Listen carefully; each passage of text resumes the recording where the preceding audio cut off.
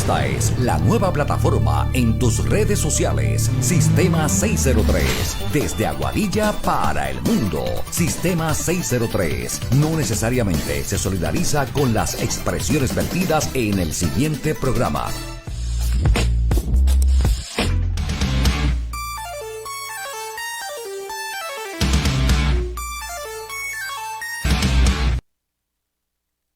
Buenas amigas.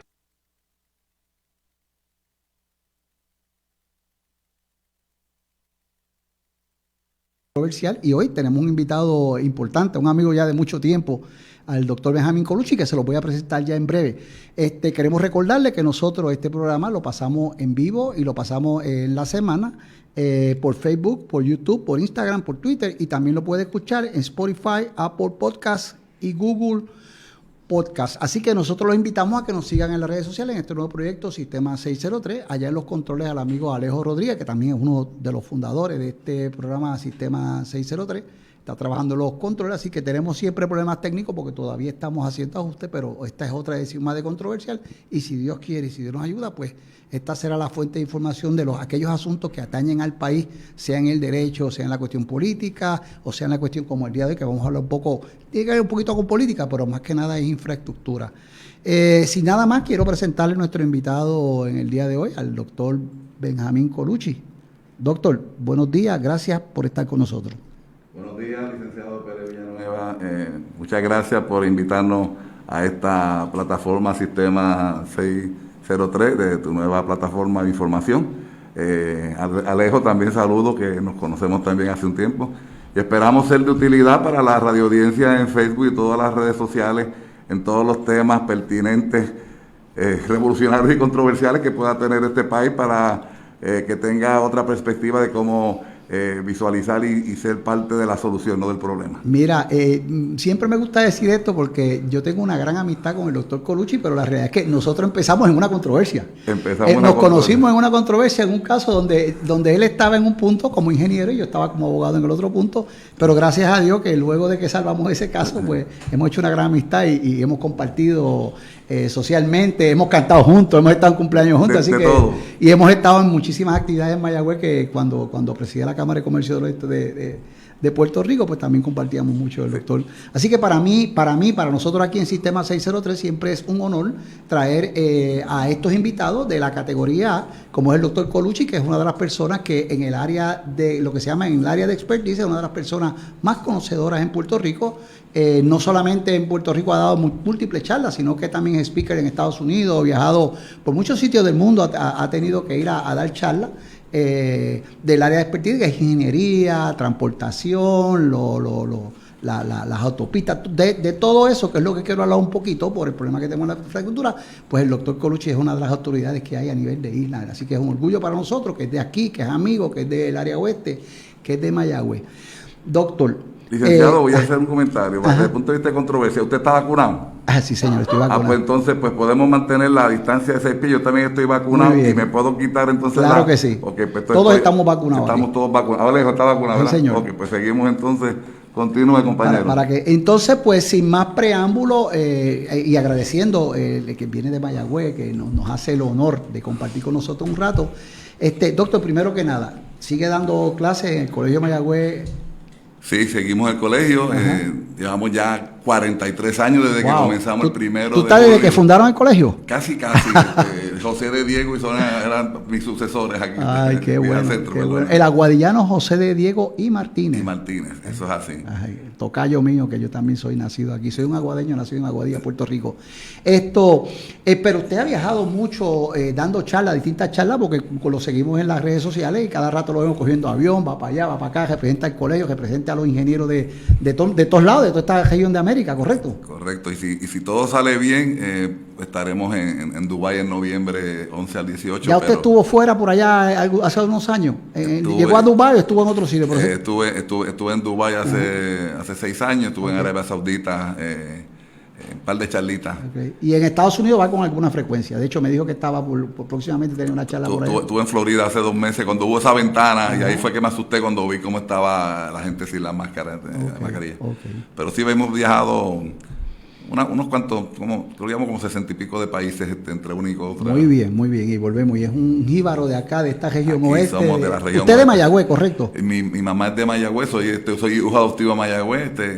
Dicen por ahí que yo nací en el hospital que quedaba frente a frente al edificio Minilla Sur, frente a donde está el secretario del Departamento de Transportación y Obras Públicas. Hace unos cuantos años, la parada 22. Pues mire para allá, parece que en el agua se cruzaba algo, porque usted ha trabajado como consultor del Departamento de Transportación, correcto, muchas veces.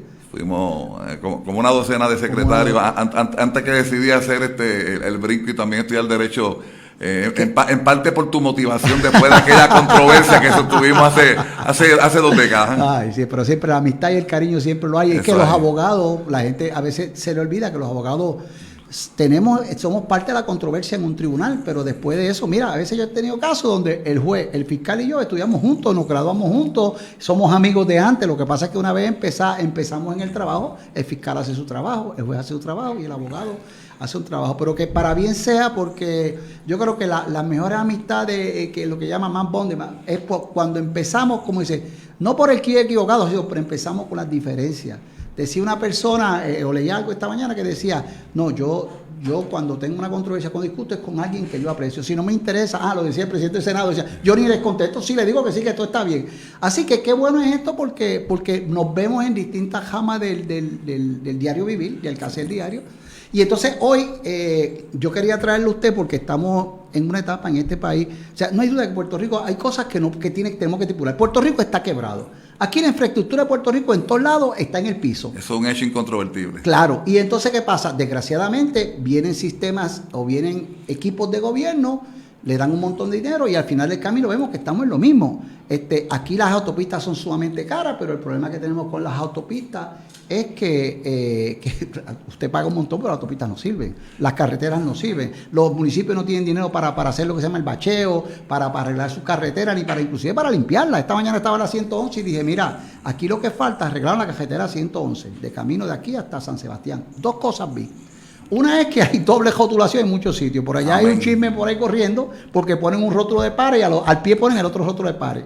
Alguien hizo algo ahí que yo no quiero ni ser muy controversial en ese particular, pero vamos a hablar de las cajeteras, de la infraestructura del país. Doctor, ¿qué es lo que está pasando en Puerto Rico y cuántos años luz estamos atrás para ponernos al día de quizás en los 80, las carreteras también, para llegar quizás a ese término donde se recortaban, se arreglaban las carreteras y donde había gente trabajando para el gobierno manteniendo eso? Bueno, hoy en día el problema de fondos, pero obviamente la falta de planificación estratégica de programas de mantenimiento preventivo y rehabilitación de la infraestructura construida es la razón fundamental. Es un hecho, como tú mencionaste, en la década de los 70 y 80 Puerto Rico tenía una infraestructura envidiable de construcción de carreteras y hoy en día tenemos la red de infraestructura vial más grande a nivel mundial por milla cuadrada. O sea que nosotros, Puerto Rico, sí estuvo en la vanguardia. Pero hay una combinación de factores, obviamente, nosotros no tener una red ferroviaria y todo el movimiento de carga. La dejamos perder la red ferroviaria. En la década de los 50, tú sabes que desde que estaban los españoles teníamos la red de la circunvalación de Mayagüez, todavía están los rieles allá en Mayagüez. Aquí en Aguadilla. Y en Aguada también. Entonces, la vía. Sí, corría por los pueblos de la costa. Exacto. Toda la isla, corría los pueblos de la costa y ya se cayó algo ahí, pero pues ojalá esté vivo. Esto es controversial, eso es parte del programa. Así mismo, es parte de... Pero entonces, ¿qué pasa?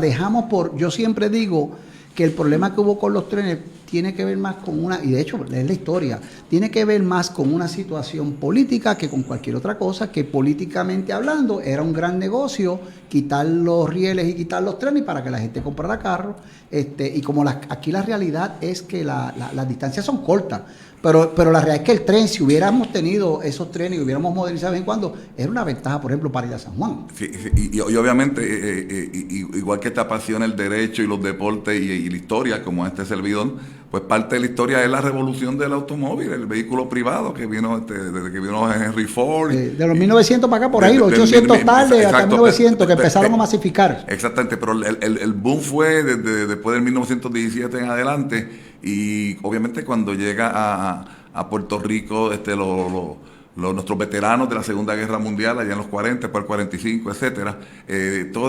Empieza toda esa construcción de vivienda unifamiliar y la dependencia del vehículo privado. Pues entonces, con la falta de patrocinio del uso del ferrocarril en las distancias largas, es la que motiva entonces en este balance de intereses, y adquirir esos terrenos, pues en esta democracia también pagamos esos precios, y pues el tren, pues se vendieron los terrenos y quedó el rey, el vehículo privado. Mira, y hay una cosa que es que la gente desconoce, pero yo sé porque yo cuando empecé como abogado, una de las cosas que yo siempre hacía era expropiaciones, y yo bregué, por ejemplo, en todo ese tramo de la carretera número 2, particularmente de Añasco, Aguada, pues fue los primeros trabajos que yo hice, que de hecho estaba trabajando con mi hermano, yo todavía no era abogado por licencia, pero había estudiado Derecho, y es un área que me interesó mucho, y la gente, por ejemplo, hay gente que dice, mira, pero ¿cuándo es que van a empatar Atillo con, digamos, con San Sebastián o Mayagüez? Porque esos planes yo llevo 25 años abogado, esos planes hace más de 25 o 30 años que están.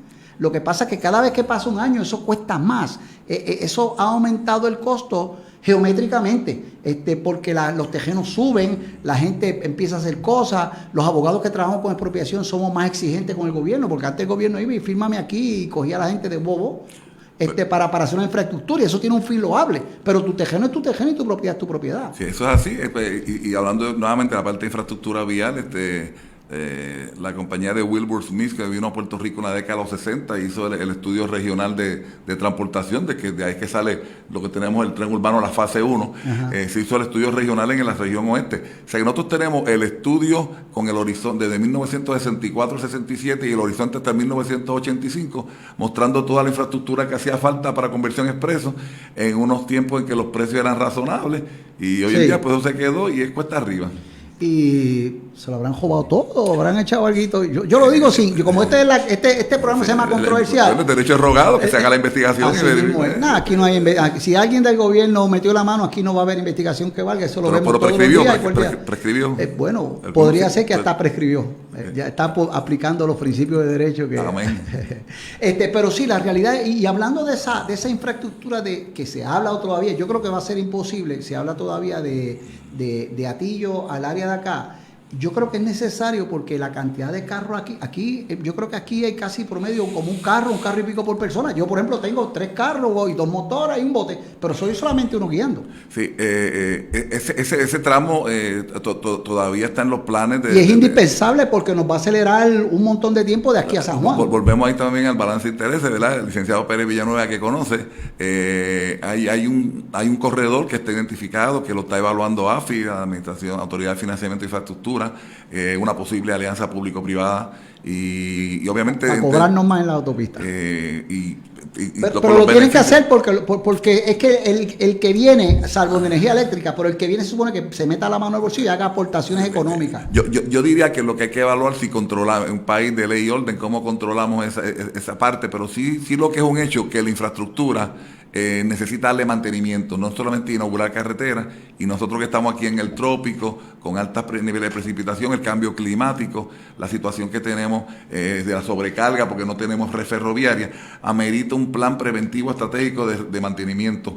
¿Qué ocurre? Si ese corredor hace falta para reducir los tiempos de viaje de los conductores y el sector privado también, y la carga, pero ¿qué ocurre? Hay una preocupación y tú que presidiste la Cámara de Comercio del Oeste, de los pequeños y medianos comerciantes, que se preocupa que se puedan quebrar los negocios que tienen tras lo que ha pasado desde el 2016 para acá. Ajá. Así que esa es la preocupación grande de los que están aledaños a la PR2 en ese tramo. Porque mira, para hablar de eso un poquito de historia, es que yo recuerdo cuando se abrió la autopista de San Juan a Atillo, el pueblo de Arecibo, que era una ciudad grande, igual que era Mayagüez, esplendorosa, perdió el brillo completo, y entonces se quedaron haciendo los centros comerciales fuera del casco urbano del pueblo, porque la autopista le pasa por el lado. De hecho, por ejemplo, en mi pueblo, en Aguada, hay una cosa que se llama el desvío sur, y obviamente eso también le quita gente, porque entonces la gente empezó a construir en la entrada del desvío, en la salida del desvío y en el propio desvío.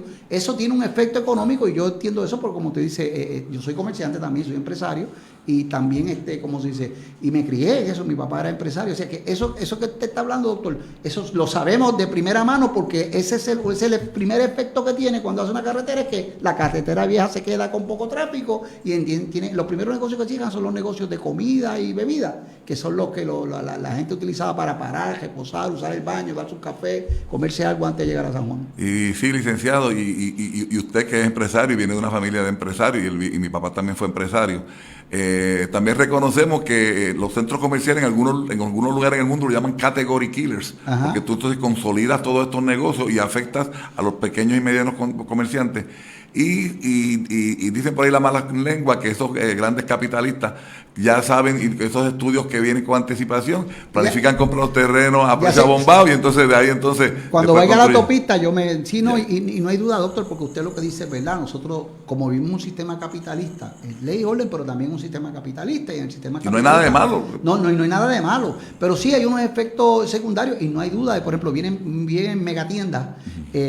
Yo recuerdo que en algún momento dado hubo varios casos de lo que se llama de competencia desleal, y era que venía una megatienda de estas, por no decir el nombre, y que tiene almacenes y que tiene negocio de retail. Amén. Que es el retail el más grande del mundo. Amén. Que está en Puerto Rico. Viene, y yo recuerdo que la historia era, número uno, que vendían los televisores y los videocassettes, que eran en aquella época, a bajo precio, para tumbar la mueblería, para tumbar el negocio pequeño, y cuando lo tumbaban, entonces le ponían el precio que querían, porque obviamente cuando usted tiene el control, usted puede poner el precio que quiere, y todo el mundo quiere ganar más. Ese es el principio, el fin del capitalismo. Lo que pasa es que tiene que ponerle la ética y la responsabilidad social, que es lo que a veces se nos olvida. Eso es así, y ese comerciante que tú estás, ese imperio, viene de un estado pequeño, en el medio de los Estados Unidos. Así mismo es pequeño. Entonces, lo que pasa es que consiguió una fórmula que le funcionó, y entonces, ¿qué es lo que pasa? La gente a veces se le olvida que esto de lo que se llama el franchise, las franquicias, como empezaron, tengo una fórmula que funciona, pues déjame hacerla en otro lado, y funciona, y la hago en otro, y cuando vienes a ver, tienes cuántos fast food hay aquí que son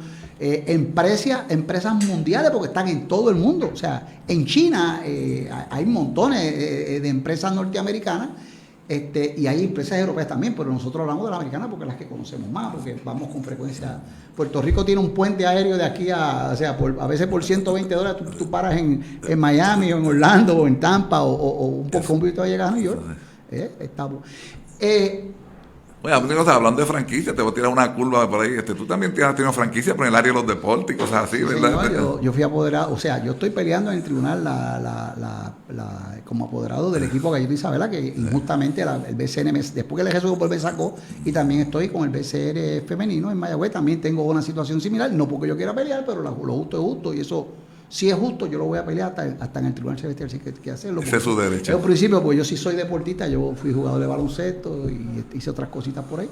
Pero siempre yo no hago dinero en el deporte. El propósito del deporte es pasarla bien, compartir. Tengo muchísimas amistades. Participé en el desarrollo de algunos jugadores que llegaron hasta superior. Y eso lo reconocemos, y te lo agradecemos en nombre del deporte. Y siempre digo que cuando ya me canso un poquito de esto, lo que me queda será seguir dando clases quizás en alguna universidad, o como yo hago a los abogados, estar en el deporte metido. Entonces, ser abogado, pero a menor escala, porque esto también, esto como todas las profesiones, pues agota el estar todo el tiempo leyendo, analizando, pensando, y a veces no tiene un poquito de libertad porque tampoco uno puede meter la presión de manera tal que un día te explote algo allá arriba o te explote el pecho y eso.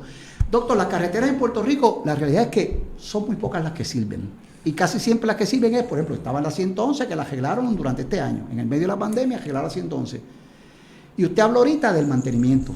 ¿Qué fue lo que pasó en algún momento que parece que cogimos el mantenimiento y lo echamos al zafacón o lo tiramos por el toilet? Algo pasó aquí, porque el mantenimiento, o sea, si alguien me dice en carretera, es que seguimos dando mantenimiento, y digo, ¿pero dónde, cómo y cuándo? Porque es que todo, o sea, está algo ahí mal en la ecuación, porque usted tiene la propia autopista que usted paga un montón de dinero, que deja que desear. Sí, lo que pasó es lo que habíamos mencionado, hay fondos que vienen del gobierno federal, de la Administración Federal de Carreteras. Que muchos se pierden también porque no se hace el trámite como hay que hacerlo. Eso es parte en algunos casos, que hay que conseguir el pareo correspondiente para atender y la debida justificación con la propuesta que corresponda. Pero sí, siempre ha habido, desde la década de Dwight David Eisenhower, los 50 para acá, cuando fue presidente de los Estados Unidos, fondos para la infraestructura vial, para construcción nueva, y entonces estamos hablando de un pareo de 85% de los fondos, 80-85% es federal, y la aportación estatal o local es un 15%, y hay casos que nuevas estrategias innovadoras puede ser hasta 100% de la participación federal. Lo que ha ocurrido es que se capitalizó en la construcción de nuevas carreteras antes que vinieran las reglamentaciones en el 1970 de NEPA, las declaraciones, la Junta el Environmental Protection Agency, y de estos nuevos controles que vinieron, se empezó a hacer que eso limita también la construcción. Correcto. porque entonces, por ejemplo, la Agencia de Environmental Protection Agency está diciendo dónde tú vas a construir, qué tú vas a afectar, cuál va a ser el efecto que tiene en la comunidad, en el ecosistema, o sea, y tienes que hacer una equivalencia para restaurarlo, remediar esa situación. Sacaste 20 palmas y te dicen ponga 200. Es un factor de 10, pero se nota, usted conoce, es un factor de 10, eso es lo que estamos hablando.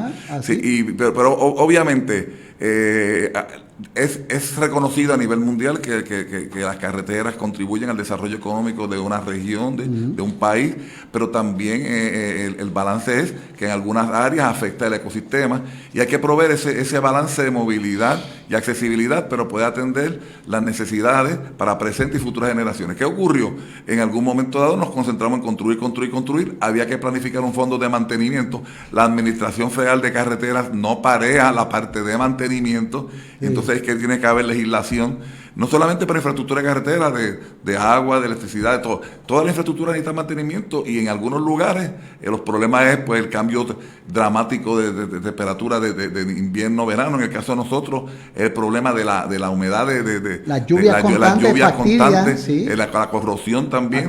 Entonces nosotros que vimos y hay otra cosa, que como estamos tan cargados en las carreteras, el tráfico, que la gente no sabe, pero los camiones de mucho peso también afectan la infraestructura. Es que, licenciado Pérez Villanueva, ese es el elemento, esa es la tormenta perfecta, cuando el camión que está sobrecargado se combina con una precipitación intensa y escorrentía, se saturan las capas inferiores a la superficie, y entonces tenemos un problema de que los sistemas de drenaje también superficiales no se les da mantenimiento, y eso entonces es lo que llega a esta situación, que hay un daño prematuro a la carretera. Esa es la combinación. Esa sobrecarga se puede atender, se puede diseñar para esa sobrecarga, sí, pero tenemos que darle mantenimiento. También nosotros tenemos algunos lugares regionales, la topografía cálcica es un problema, porque entonces se disuelve el agregado, y es parte de la formación de San Sebastián. Hay que analizar también, pero lo que es crítico es que toda la red de circunvalación principal que está a lo largo de la costa,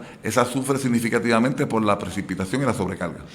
Hay una cosa que yo a veces pienso, y es que como hay un problema con los fondos del gobierno, porque aquí tenemos 10, 11 billones de dólares, que es el presupuesto del país, más los chavos que llevan federales, más un montón de cosas que ocurren. Incluso, por ejemplo, cuando hay un shopping center, vamos a hablar de la realidad, ellos tienen que, su infraestructura inmediata, ellos tienen que arreglarla, las entradas, las salidas, darle mantenimiento, pagar el impact fee, tiene que pagar un centro comercial que sea un generador, ese tráfico adicional que no estaba vislumbrado en el diseño de la carretera, tú tienes que pagar un impacto, un impuesto. Me dice Alejo que vamos a una pausa comercial, pero regresamos ya mismito, no se vaya. Regresamos en breve a Sistema 603.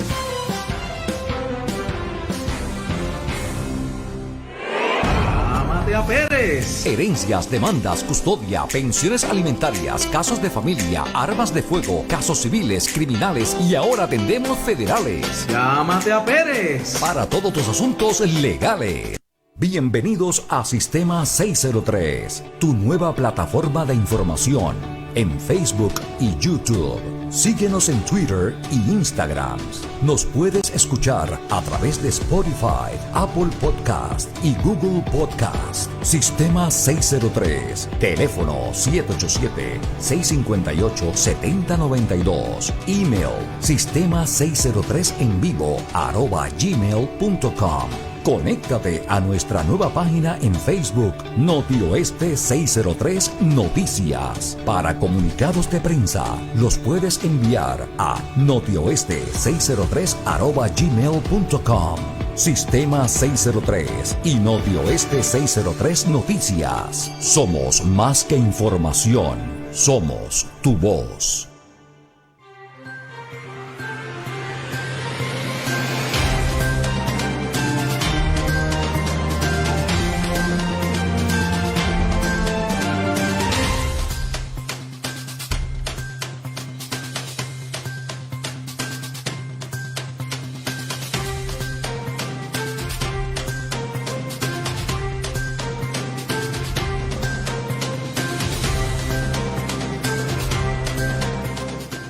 De regreso a Sistema 603. Bien, amigos, gracias nuevamente por estar con nosotros aquí. Hoy tenemos la grata presencia del amigo doctor Benjamín Colucci, hablando de infraestructura, hablando de carretera, y tenía sobre el tapete cuando hablaba del efecto de los camiones sobrecargados, porque todo el mundo busca cogerse la güerita, y mientras más cargo llevo, más tengo derecho a recobrar. Pero, doctor, yo he pensado a veces que los problemas a veces no se resuelven solamente construyendo cosas malas. Lo que pasa es que cuando hay cosas buenas, pues el pastel es grande y todo el mundo puede meter la mano. Pero pienso también que hay muchas cosas que se pueden mejorar. Por ejemplo, en Estados Unidos te hacen un edificio y dice, este edificio va a dar 50 años. Los 50 años lo demuelen y vuelven a hacer uno nuevo. Ya se practica, ya se prepara, ya se planifica para eso. Entonces, cuando lo hacen más moderno, es más atractivo, hacen con las cosas. No es lo mismo el ascensor 50 años atrás que 50 años. Entonces, yo pienso a veces que nosotros tenemos carreteras, por ejemplo, esta carretera, las autopistas. Y yo digo, yo que cada rato tengo que ir a San Juan y me tengo que chupar el tapón ese allí que cojo casi una hora desde la entrada de Dorado hasta allá, hasta la salida del hotel que era del PNP antes, en Guaynabo. Por la entrada por allí para la Bacardí, para Cataño. Pero siempre pienso que lo que tenemos quizás se puede mejorar, porque por ejemplo, usted tiene acá una autopista de carriles, y entonces digo, pues mira, y tiene un buffer zone, que yo supe eso en la Escuela de Derecho, que el buffer zone ese tan grande era porque en Estados Unidos un requisito era, tiene que dejar un buffer zone, porque cuando hay nieve hay que empujar la nieve por un lado, pues claro, se empuja para los lados, porque uno dice, ¿por qué este sitio tan grande? Pero ahí no se puede hacer una pista, una pista elevada para que, por ejemplo, si yo voy para San Juan, yo me voy elevado y vengo a bajar, digamos, allá en otro sitio, y no tengo que coger tanta entrada, no tengo que coger tanto tapón, porque el que va para San Juan no le importa, no quiere ni el tapón de Atillo, ni el tapón para entrar al Parecido, ninguna de esas cosas. Entonces yo digo, eso que es más barato porque ya tienes el terreno, número uno, solamente te cuesta la construcción, segundo, tienes casi todos los estudios, es cuestión de adaptarlo. ¿Esas cosas son posibles o no son posibles? Sí, déjenme a complementar al compañero. Oye, cuando yo fui a estudiar Derecho, creía que era solamente responsabilidad civil extracontractual, daño y perjuicio. Después me di cuenta que había derecho constitucional, derecho penal, derecho de corporativo, sí, reales, derecho de familia. Pues lo mismo pasa en carretera. Carretera es complejo la cosa. ¿Qué ocurre? Eso que tú mencionaste de la nieve, en la realidad tiene varios usos. En Puerto Rico, ese terreno que se separó. Los buffers son esos que están en verde entre un carril y otro. La mediana, sí, pues, pero eso en particular es que la autopista original se diseñó para 20 años o 30 años y en un pronóstico en un futuro, si va a aumentar la cantidad de flujo vehicular, ese espacio se separó para ensanchar, hacer carril, lo que tú estás diciendo, ese espacio es para ese propósito, pensando en que iba a haber un aumento en flujo. ¿Qué ocurrió? La historia ha demostrado que nosotros tenemos que atender el tráfico compartido, ahora mismo el hecho de las bicicletas, módulos alternos de transporte, y obviamente no podemos seguir construyendo porque tú puedes tener un espacio que se ensanchó y pueden caber 20 carriles, que vamos a decir 14 carriles, pero después vas a tener un embudo y vas a tener 4 más adelante. Entonces, no, porque hay que te crear los problemas de congestión vehicular. Así que es un diseño integrado. Tú tienes que planificar lo que se llama un balance de carril. Igual que lo que pasa acá en Atillo va a repercutir allá en Dorado. Exacto, pero tiene que ser una transición. Tú tienes que tener 4 carriles, bajar a 3, bajar a 2. Tú no puedes hacer como en la Plaza Bucana, que tenía 20 carriles y reducirlo entonces a 6 carriles. Ajá. Entonces, ese era el tapón. Ese era el tapón. El tapón siempre allí no es que pasa nada, es que eso mismo es el embudo. Ese es el embudo. Entonces, una buena práctica de diseño tiene que proveer lo que se llama balance de carril, y tú no puedes bajar de 5 a 1, tienes que bajar de 5 a 3 a 2, pero entonces eso ha sido parte de la escuelita, que las mismas presiones políticas han dicho, no, construir aquí más grande porque aquí está tapón, y construir más carriles no es la solución. Hoy en día se ha mostrado a nivel mundial esto, si uno puede crear el incentivo de que se estén varias personas en un vehículo y que se puedan estratégicamente llegar a su destino. Obviamente con lo de la pandemia, esto que ha pasado, ese concepto mire, perdóname, déjame interrumpirlo. La pandemia nos ha enseñado varias cosas. ¿Cuál fue la primera cosa que nos enseñó la pandemia? Y yo venía por así entonces, había como 20 carros haciendo fila para comprar por servicarro, y después, mira, una de las cosas que aprendimos los boricuas es hacer fila. Y la otra cosa que aprendimos es hacer cita y a ir a la cita y estar en tiempo a la cita. Gracias a Dios que algo bueno, por lo menos, de todo lo malo, algo bueno nos ha dado. Y complementar eso, en el caso tener más tiempo con la familia. En el caso claro. mío, que yo aguanté la cantidad de viajes y pude pues, disfrutar más con mi esposa, que llevamos 49 años de novio y 42 de casado, y con mis hijos. Así que eso lo agradezco. Y lo de hacer fila, pues tuvimos la iniciación con el huracán sí, señor, fue verdad. Irma y María, cuando había que hacer la fila en los paseos para la gasolina. Para la gasolina y para y ahí se aprendimos que los paseos, que en muchos lugares decían, no, estos espacios perdidos, tienen su uso. Tenía su uso para casos de emergencia, igual que en Singapur hacían que tú tienes que dejar las carreteras, no debe haber congestión para que se puedan mover los vehículos que dan los servicios esenciales y lleguen cuando hay un fuego, o ir a un hospital. Así que esas lecciones, pues todo tiene una parte positiva, lo que tenemos es que cómo capitalizamos y que el pueblo, concienciar al pueblo de esos conocimientos y seguir con ese orden, es lo que yo estoy pensando que podemos atender. De hecho, mira, quiero hacer un comentario, que es que aquí en algún momento hubo una legislación que decía que si usted iba a pasear por la autopista, tenía que coger el carril derecho. Eso usted va a cualquier sitio de la nación americana, y si usted va a 50 millas por algún carril que no sea el derecho, usted lo va a parar la policía y le va a dar un ticket, hasta por feo le va a dar ticket.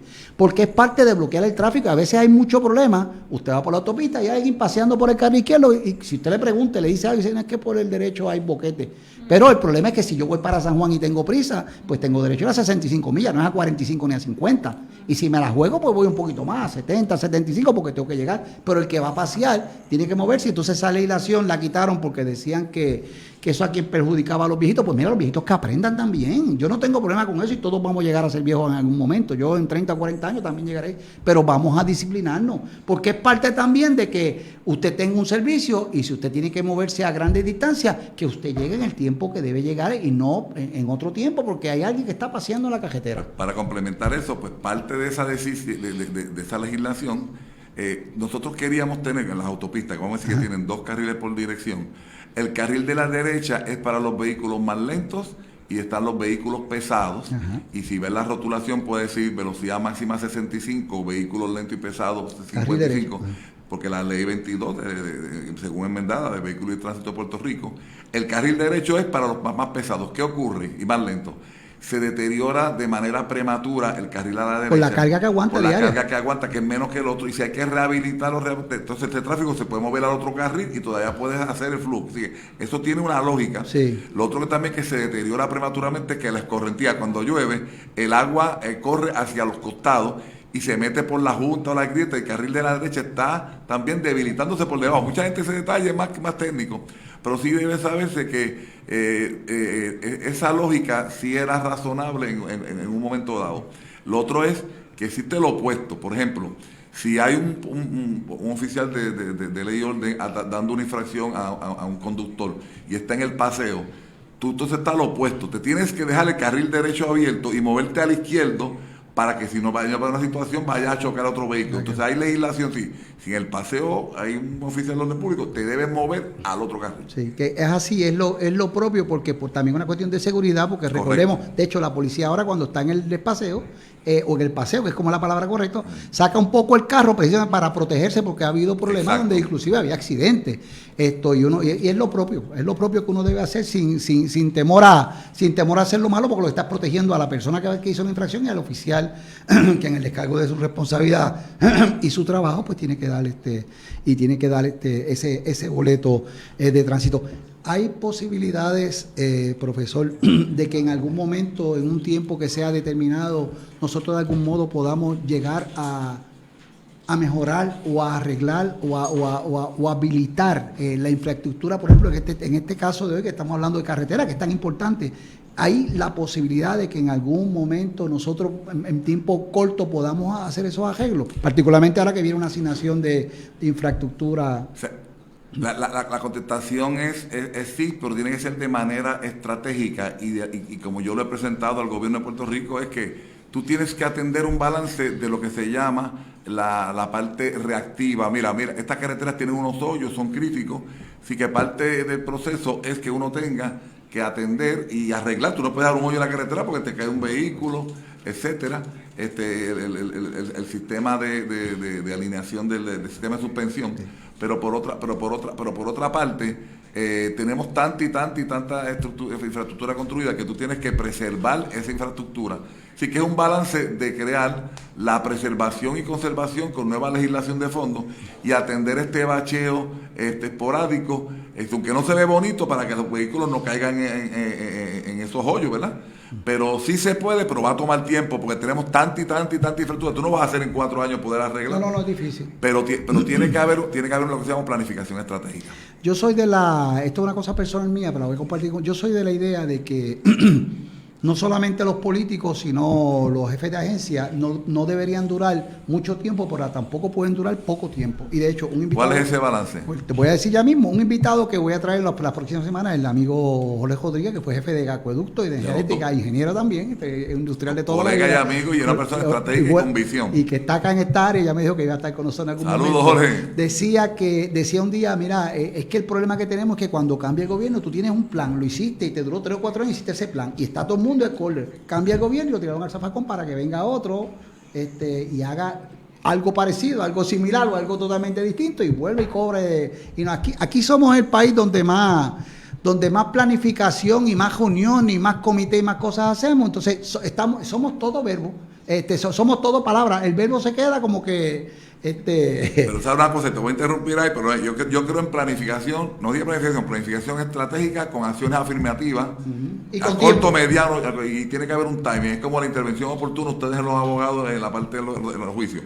Tiene que haber esa toma de decisiones, y como dice el gobierno federal, yo estuve con un secretario de transportación y tuve una conversación, me dijo, doctor Colucci, nosotros los federales, el sistema no es perfecto, pero nosotros hacemos calculated, educated risk, así que es un riesgo educado y calculado, todas estas estrategias de innovación y construcción. Pues yo creo en la planificación, pero digo, estratégica, se planifica los beneficios que tiene a todos los usuarios y yo creo en la redundancia del sistema, lo que nos pasó en Huracán. Pero obviamente, planificar y eso no. Somos expertos planificando aquí. El plan, no. No.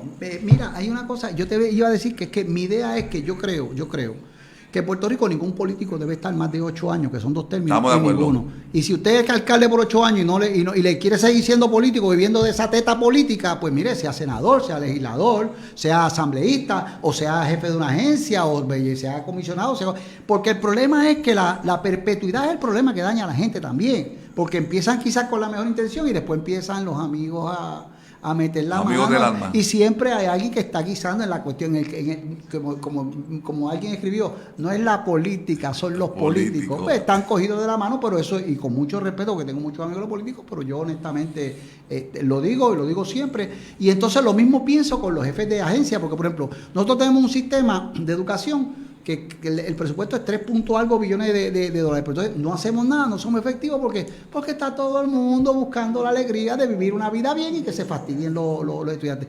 Pues yo pienso que de la misma manera los jefes de agencia, por ejemplo, educación, por ejemplo, seguridad, por ejemplo, carreteras, tú tienes que planificar y tener un plan, pues, porque en 8 años se hacen muchas cosas. En 4 quizás tú planificas, pero en 4 más tú puedes construir. Pero es un plan integrado. Claro. La agencia, yo tengo que tener las carreteras que tienen que coordinar con acueductos cuando se va a romper un tubo o una cometida, la instalación de energía eléctrica, si hay que hacer una reparación, tiene que ser integrado, tiene que haber memorandos de entendimiento entre las agencias y eso tiene que haber una continuidad. Claro, pero mientras usted esté cambiando al director de esa agencia, entonces los planes cambian, las cosas se quedan engavetadas o se tiran al zafacón, que eso sabemos que eso pasa, y tenemos planes y planes y planes, porque no hay continuidad, porque la persona que está dando el bautismo para que la obra se haga, ya no es parte del sistema, y ya entonces el que viene tiene que hacer una cosa distinta, y en Puerto Rico nadie quiere, mire, yo recuerdo que una vez inauguraron, no me acuerdo que fue un pedazo de la autopista, no recuerdo, pero sé que el gobernador Pedro Rosselló trajo a Hernández Colón a inaugurar, que era el gobernador saliente, una obra que era de él. Bueno, yo estuve en la inauguración del Teodoro Moscoso en febrero de 1994, ellos dos. Ese fue un proyecto, porque era un proyecto, y yo eso lo vi bonito, porque eso es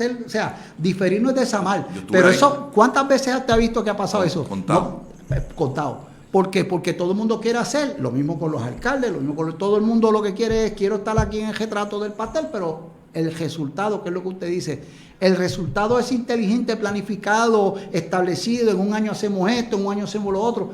Eso es lo que yo creo que falta, esa toma de la mano para que el nene que va a jugar baloncesto, usted tiene que llevarlo no al kindergarten, tiene que esperar que salga de la high para ver si va a la universidad, pero si lo deja a mitad, se queda a mitad. Mira, yo tengo que confesar, ese día que yo estuve, eso es algo que me motivó a mí a dos asuntos, a respetar el conocimiento y sabiduría en aquel instante de dos líderes que después tuve el privilegio de utilizar los libros de Derecho Constitucional de Hernández Colón y la disciplina que tenía Pedro Rosselló, que era atleta, etcétera, pero se respetaron mutuamente. Y ese día me motivó a mí a seguir haciendo lo que hoy en día llevo 28 años más en esa línea.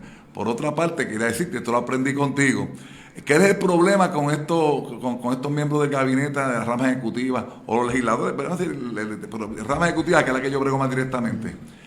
Y con el gobernador, pues lo digo aquí frente a Sistema 603, una plataforma de información. Y esto es compañero gobierno, señor gobernador y los otros miembros. ¿Qué es lo que ocurre? Esta palabra de la plena confianza. ¿Qué es la plena confianza?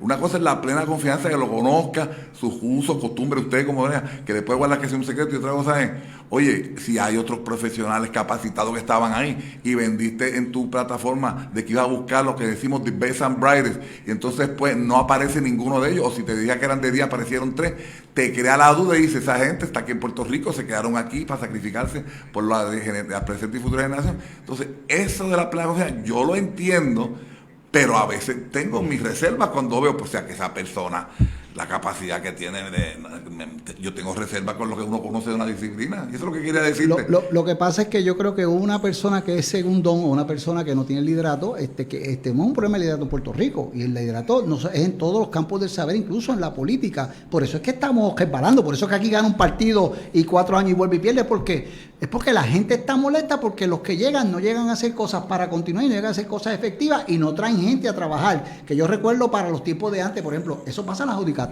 Y yo he sido un crítico fuerte de la judicatura, que donde sí hay jueces buenísimos, pero también hay muchos jueces que llegó allí estrictamente porque tenía un amigo político que lo empujó, punto, y se acabó. Y a mí no me digan eso, llevo 25 años, hasta enero 17, 18 del año que viene, 25 años cumplo de abogado. Eso yo lo he visto y lo digo con mi boquita de comer porque no le estoy faltando el respeto a nadie. Al contrario, se falta el respeto al pueblo de Puerto Rico cuando las cosas no se hacen como deben hacer. Entonces usted tiene una persona que no puede sacar y que le hace un flaco servicio a la sociedad porque no tiene la capacidad, o porque no tiene la interesa, o porque por muchas cosas. Así que eso pasa en todos lados, y yo estoy claro que cuando van a buscar los jefes de las agencias, se busca primero los mejores, y después que tienen los mejores, los que alegadamente son mejores, ¿cuáles son del partido? ¿Cuáles estaban en los paquines? ¿Quién es hijo de fulano de él que aporta para acá? Desgraciadamente, ese es el peso fuerte cuando van a nombrar a alguien. Olvídese de que quiere al mejor médico para dirigir salud o al mejor juez para el Supremo. No, señor, tiene que ver con los intereses personales de aquel o de aquellos que lo nominan, del gobierno y, por ejemplo, en el caso del gabinete y de los senadores que confirma el Senado, que sabemos que cuando el Senado es dominado por un partido, pues los banquetes totales tienen ese efecto. Cogemos los de nosotros y no importa cómo salga esta ecuación, pero tenemos los de nosotros, hacemos lo que nos dé la gana, que es lo que está pasando en Puerto Rico. Bueno, tú me invitaste, pero tengo derecho a hacerte preguntas también. Claro. Okay. ¿Tú crees que hay esperanza con el gobierno compartido que tenemos en esta coyuntura histórica? Yo soy una persona positiva y yo pienso que al final el camino va a haber esperanza, pero sé que va a haber muchos problemas. Yo tengo la oportunidad de que he estado cerca de los políticos. Yo he compartido muchas veces con el gobernador Pierluisi y es una persona que es estable, de buen llevar, pero eso necesariamente no quiere decir que toma las mejores decisiones, porque las decisiones también usted las toma si tiene gente buena al lado. Cuando Rosselló cuando estaba Hernández Colón, cuando estaba... ¿Cuál de los Rosselló? El papá. Okay. El hijo no vamos ni a hablar. Pero había otro tipo de cosas porque al lado tenían gente inteligente. Por ejemplo, yo me acuerdo que Hernández Colón tenía a Sila María Calderón, que era una mujer brillante. Estaba al lado de él, estudiaba, llamaba, cogía el teléfono. Colucci, Pérez Villanueva lo tengo para esto. Dime, háblame de Pérez Villanueva. Mira, el papel es bueno, pero para esto de ingeniería no sabe nada. Pues mire, esas son las cosas para escoger los mejores. De hecho, en el caso de Hernández Colón, yo recuerdo que el gabinete, creo que era como a las 4 o 5 de la mañana, tenía que estar todos esos jefes de agencia ahí. Te dije la semana pasada o la semana antipasada, ¿qué pasó? pasó? ¿Cómo va esto? Y obligaba a que se pusieran a trabajar. Es una desgracia que también ahí hubo quien se aprovechó, como fue el caso de Fajardo. Pero yo creo que al final del camino, si yo no tengo esperanza, pues entonces yo soy de los que puedo coger un avión y dar clases en una universidad de Estados Unidos quizás, o hacer la emigración que hago allá en Estados Unidos. Pero yo soy de los que estoy todavía positivo, pero a veces me frustro porque es que veo que están tirando las balas, no están tirando las balas para donde hay que tirarlas. Muy bien. Yo diría que, viéndolo del tiempo, quizás este gobierno de compartido, puede ser que veamos los resultados si están dos términos. Mira qué interesante. Pero estamos entonces en un proceso de aprendizaje que lo estamos aprendiendo. Eso es lo que yo estoy viendo, el concepto que tú estás diciendo, esa es mi manera de verlo. Y la cosa es que hay guerra fría, no solamente en partidos distintos, en el mismo partido. Y en cada uno, porque no hay duda de que en el PNP, pues a pesar de que hay un gobernador, pues tú sabes, hay un hombre fuerte en el Senado que todavía mueve las piezas del ajedrez.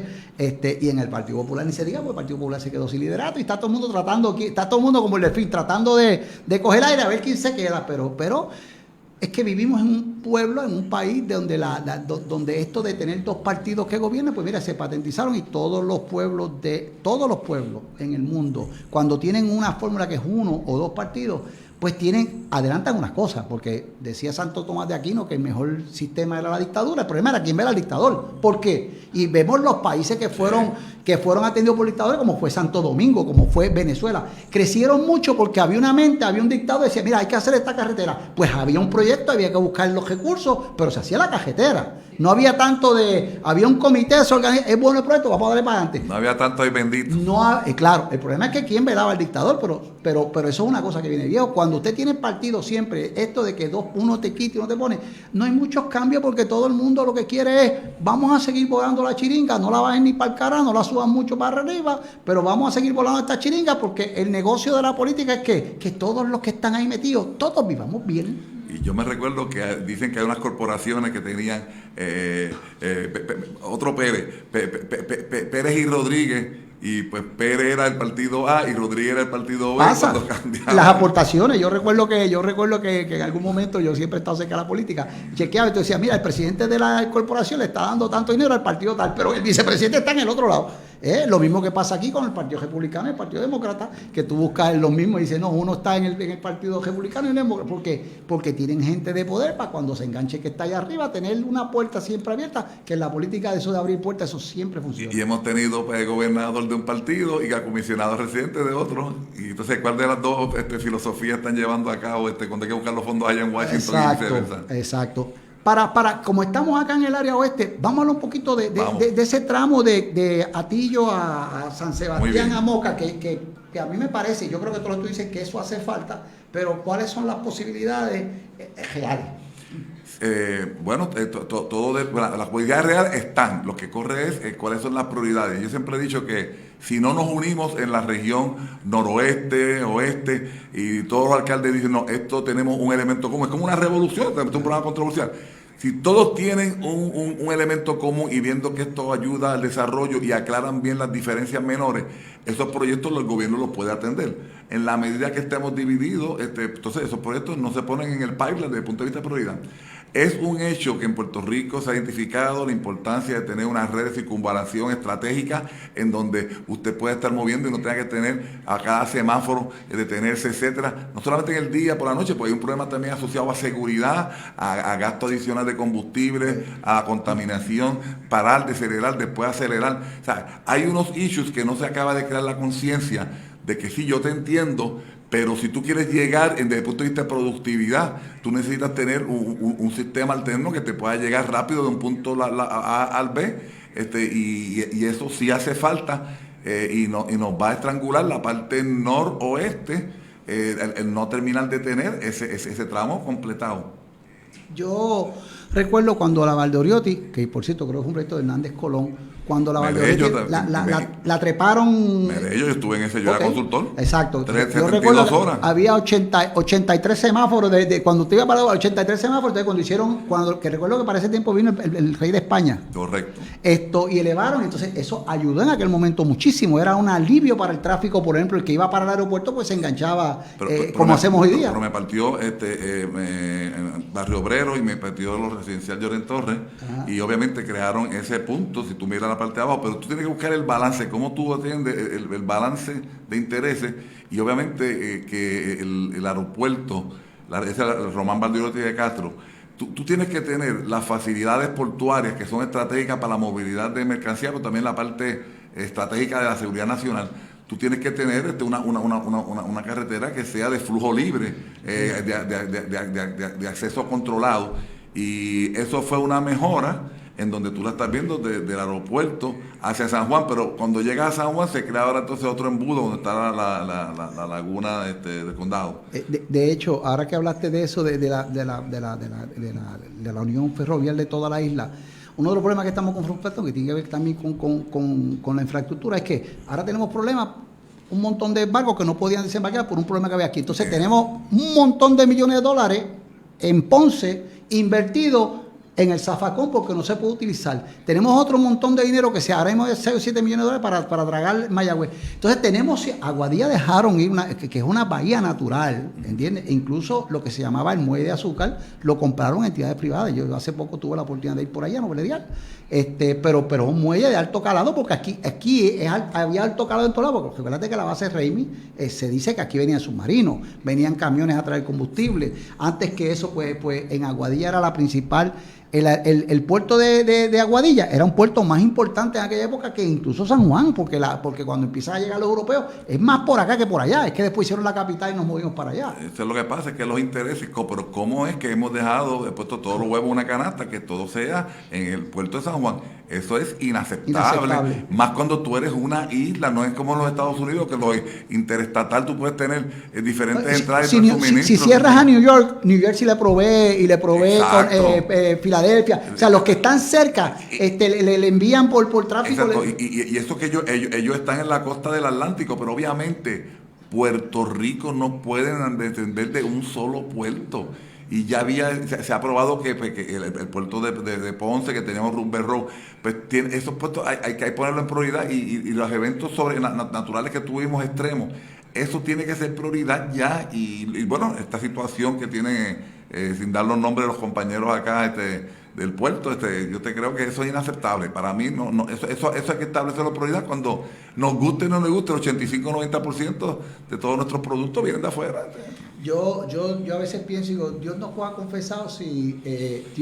confesado si nosotros tenemos un desastre, no en el sur, en el norte, particularmente en el área de San Juan, que está tan concentrado que allí cualquier huracán o cualquier terremoto en un canto pequeño nos saca las carreteras, las autopistas, nos bloquea los puertos, nos bloquea el aeropuerto. O sea, ¿qué clase de caos se puede crear en Puerto Rico? Porque fue con María nada más. Me acabas de parar los pelos. Yo estoy de acuerdo. Yo nací y me crié allá, y yo estoy claro. Yo te puedo decir los sitios estratégicos. Tú puedes planificar 3 lugares estratégicos y me queda todo Puerto Rico que es inhabilitado. Tú me lo trancas por la PR 22, pero por la PR 18, y me lo trancas por la Román Valderotti de Castro hacia el aeropuerto.